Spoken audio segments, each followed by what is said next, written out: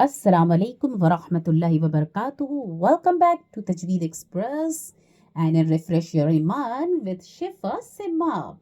बिस्मिल्लाहिर्रहमानिर्रहीम। आज हम लोग सीरतुन नबी में थोड़ा सा और आगे बढ़ते हैं और बात करते हैं मुल्क शाम का सफ़र और बहरा राहिब से मुलाकात। हमने पिछली क्लास में जाना था कि हुजूर सल्लल्लाहु अलैहि वसल्लम कैसे दादा के इंतकाल के बाद चचा की किफ़ालत में चचा के अंडर आते हैं। ठीक है, अब आप इसमें देखेंगे हम कि हुजूर सल्लल्लाहु अलैहि वसल्लम का सफ़र जो है मुल्क शाम में होता है अपने चचा जान के साथ।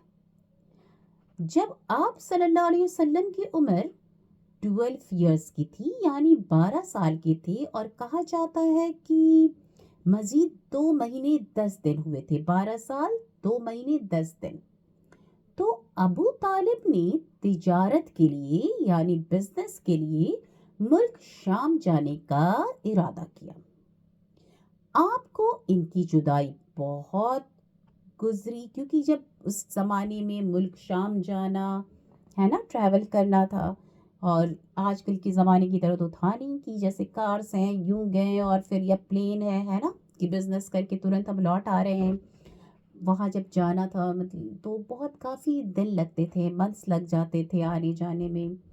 तो इसीलिए जब चचा ने बात ये सोची कि हुजूर सल्लल्लाहु अलैहि वसल्लम को छोड़ के जाएं, क्योंकि अभी वो छोटे हैं, तो उन्हें तकलीफ़ हुई। वो सोचे कि नहीं, मैं इतना दिन इनसे दूर नहीं रह सकूँगा, अपने भतीजे से मोहब्बत करते थे, अपने भतीजे से।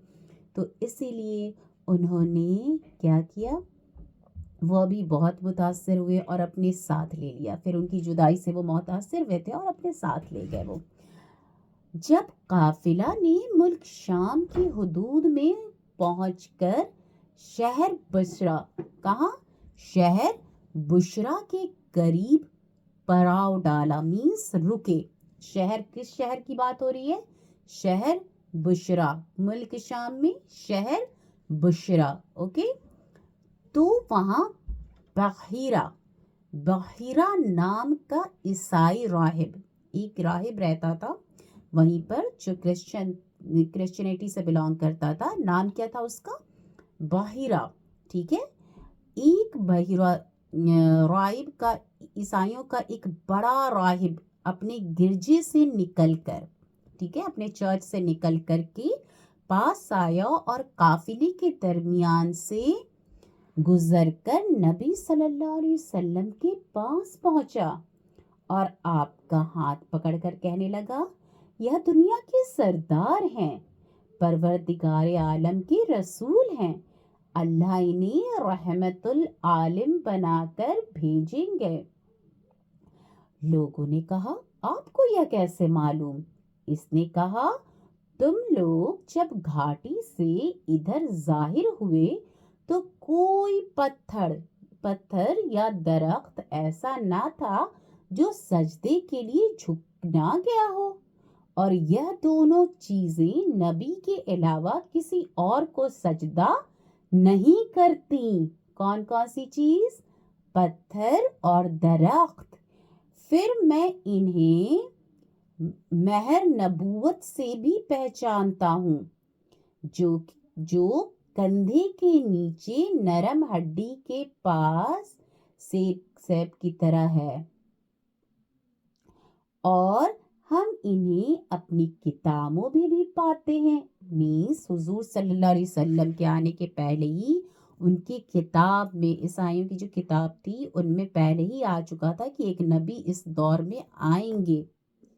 तो सारी जो कंडीशंस उनको पता थी, जो उस किताब में लिखी गई थी, वो सारी चीज़ें वो जाहिर हुई, तब ये उसने ये सारी चीज़ें बताई कि ये वही नबी हैं।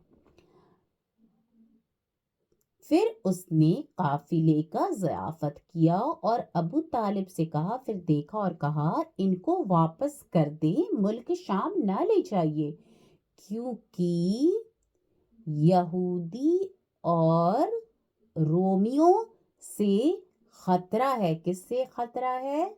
यहूदा